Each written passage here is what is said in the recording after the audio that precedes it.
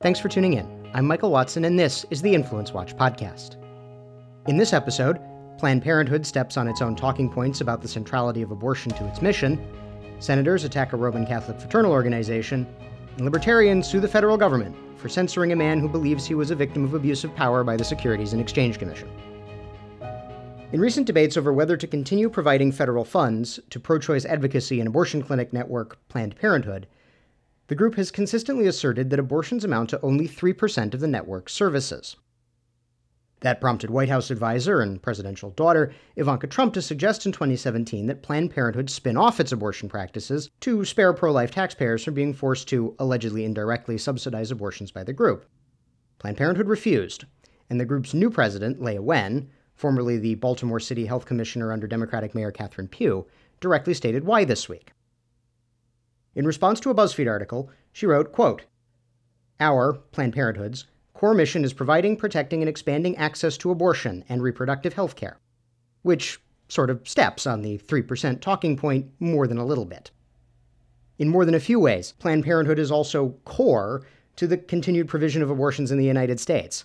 Comparing statistics from the CDC on total abortions performed and Planned Parenthood's reporting of the number its network performed, Planned Parenthood Federation of America reports that it conducted more than half of reported abortions in the U.S.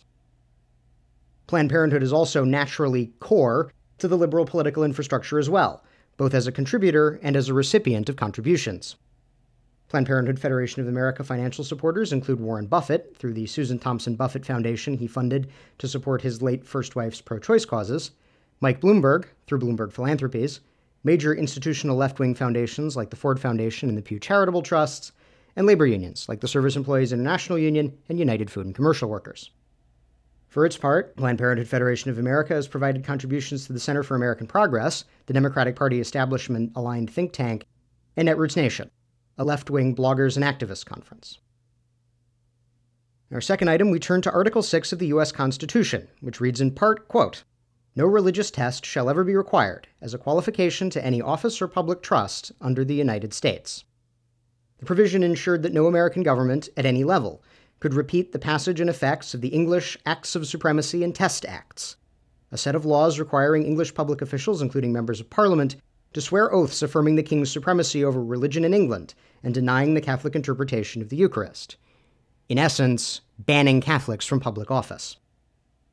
But it seems that a handful of Democratic senators wish to, in their own small way, revive the religious test. Senators Mazie Hirono of Hawaii and Kamala Harris of California asked a series of probing questions about judicial nominee Brian Buescher's membership in the Knights of Columbus, a fraternal organization for Roman Catholic men. The Knights of Columbus's sins, in the eyes of Hirono and Harris, are upholding the Catholic positions on abortion and marriage. The senators claim this makes the organization extreme and led them to ask if Buescher would quit the group, quote, "to avoid any appearance of bias."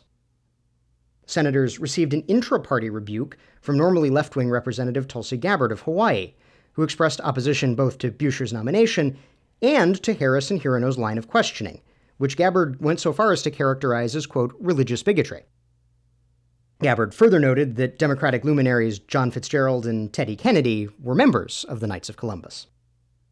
Other left-wing activists backed Harris and Hirono. Jill Filipovich, a feminist author and fellow at the liberal think tank New America, called the Knights, quote, "an extreme right-wing, anti-choice, anti-LGBT, all-male organization," and tweeted an opposition research document on the Knights of Columbus compiled by a group calling itself Catholics for Choice, an ostensibly but not really Catholic organization advocating for abortion rights, funded by Warren Buffett, through the foundation named for his late wife.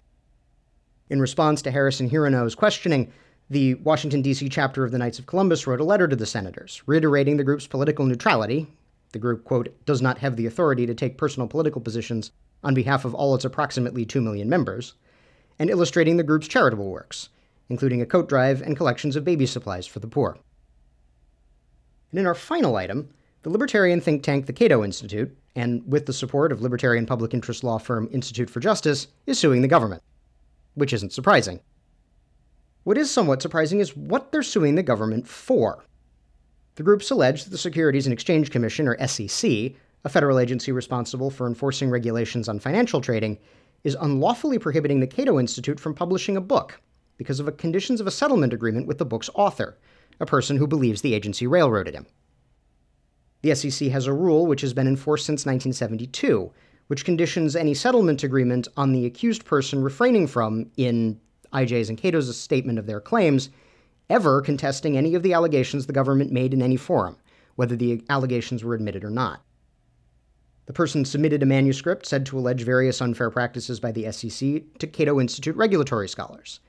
Given the Cato Institute's long-standing criticisms of government regulatory processes and unfairness shown by government prosecutors towards the accused, Cato wishes to publish the book.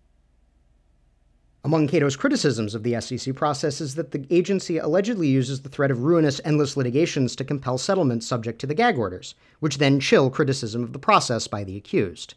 This would be a form of what's called lawfare, punishment by litigation, except performed by the federal government itself. Because of the settlement gag order, Cato cannot publish the book. Cato and Institute for Justice argue this violates the First Amendment, since the gag order prohibits public discussion of the SEC's rules and practices as they are applied. Making matters worse, the SEC imposes these gag orders on settlements in which the accused does not admit or deny guilt to particular charges, meaning the government did not even have to prove its case or secure an admission in order to silence the accused. In the words of Institute for Justice attorney Jamie Kavanaugh, quote, "The SEC shouldn't be in charge of deciding who is allowed to criticize the SEC.